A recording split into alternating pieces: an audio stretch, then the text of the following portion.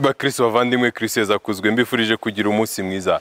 Ni munyeme dusangira amasomo atagatifu Kiliziya y'umubyeyi wacu yateguriye kuri uyu munsi, ndetse turi no mu ntangiriro z'ukwezi kwahariwe umubyeyi Bikira Mariya. Isomo rya mbere, isomo ryo mu gitabo cy'ibyakozwe n'intumwa. Intumwa zimaze kuhagera, mu nama nkuru haguruka umugabo w'umufarizayi witwa Gamaliyeli. Yari umwigisha w'amategeko wubahwaga n'abantu bose.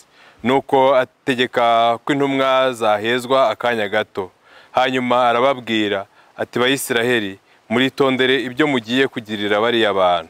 Dore hambere aha hadutse uwitwa Teudasi, aza avuga ko ari umuntu ukomeye, maze abantu nka 400 baramuyoboka. Nyamara yamaze kwicwa, abari baramuyobotse baratatana, ibyo yari yatangiye birayoyoka. Nyuma y'uwo, mu minsi y'ibarura, haduka Yuda w'umunyagalileya, akurikirwa n'abantu benshi, ariko nawe aza kwicwa, abari baramuyobotse bose baratatana. None rero mbibabwire, ntimugire icyo mutwara bariya bantu, ni mubareke bagende. Niba umugambi wabo n'ibikorwa byabo bikomoka ku bantu, bizayoyoka ku bwabyo, ariko kandi niba bikomoka ku Mana, ntimushobora kubisenya. Muramenye hato mutavaho murwanya Imana. Nuko iyo nama barayemera, bahamagara intumwa, bazikubita ibiboko, bazibuza rwose kongera kwigisha mu izina rya Yesu, maze barazirekura.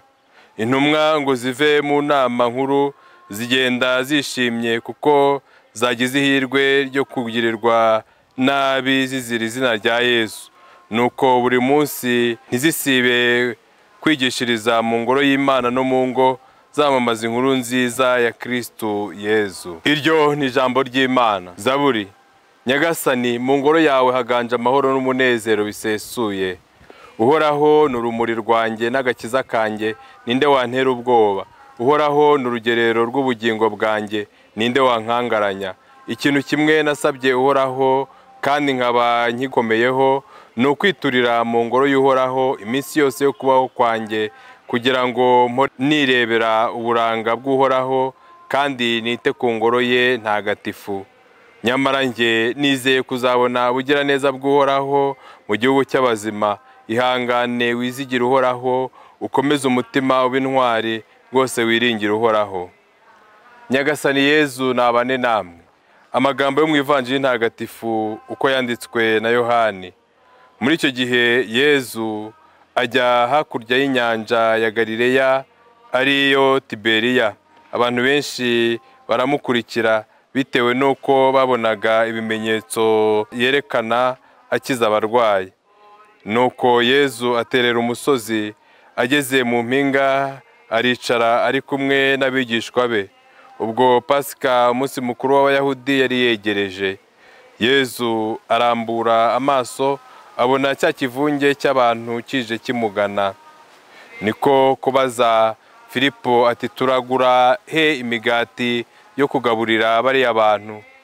Ibyo yabimubwiye amwinja, kuko yari azi icyo ari bukore. Filipo aramusubiza ati, n'uwagura imigati y'amadenari 200, umuntu ntiyabona na kanzinya. Umwe mu bigishwa be witwaga Andereya, mwene nyina wa Simoni Petero, aramubwira ati, hano hari agahungu gafite imigati 5 y'ingano za bushoki n'amafi 2, ariko se byamarira iki abantu bangana batya? Yezu ati, nimwicaze abantu. Aho ahantu hari ibyatsi byinshi, nuko baricara, abagabo bari nk'ibihumbi 5.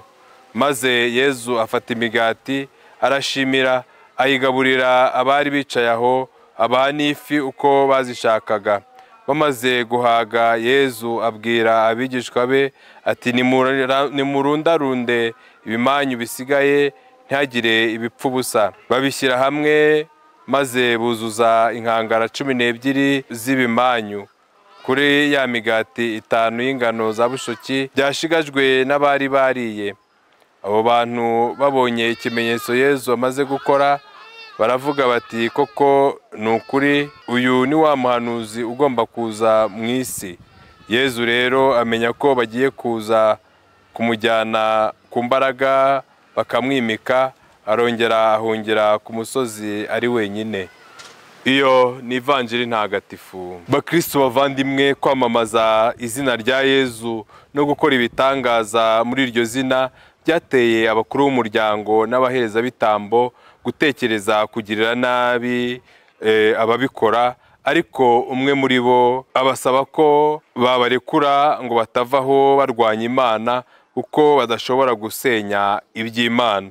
Natwe birakwiye rwose kuvuga Imana dushize amanga, natwe birakwiye rwose kuvuga Imana dushize amanga, gukorera Imana twizeye ko ibyayo bidashobora gusenywa n'imigambi y'abantu. Icyo Gamariyeri atwigisha ni ugushishoza, maze tukitandukanya n'abagira nabi, tukitandukanya n'abantu barangwa n'ishyari, n'abantu babazwa n'uko abandi hari ibyiza bakora, tukaba abantu bitandukanya n'ikibi, tukitarura ubugizi bwa nabi bwose. Atwigisha kandi kugira abantu inama yo kuva mu kibi, tukaburira abantu kudahangana n'Imana no kutayirwanya.